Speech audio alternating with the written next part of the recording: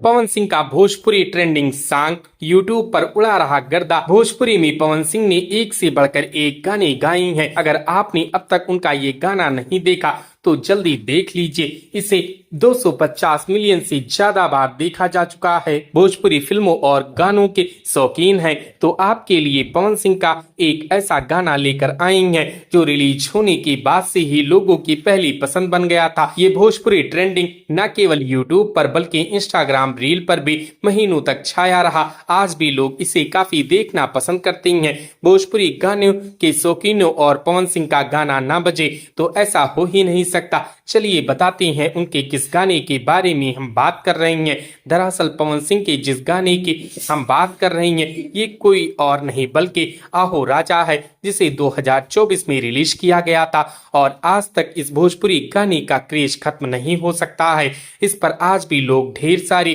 Reels बना रही हैं और वायरल हो रहा है। पवन सिंह का भोजपुरी गाना आहो राजा यूट्यूब पर भी गर्दा उड़ा रहा है। इस गाने को यूट्यूब पर 250 मिलियन से ज्यादा व्यूज मिल चुकी हैं 2 साल में पवन सिंह की भोजपुरी सॉन्ग, और आज भी लोग इसे खूब देखना पसंद कर रहे हैं। इतना ही नहीं, इस गाने पर मिलियंस में रील्स वीडियो भी बन चुके हैं। तो दोस्तों, क्या आपने पवन सिंह के इस गाने को सुना है? हमें कमेंट करके जरूर बताएं।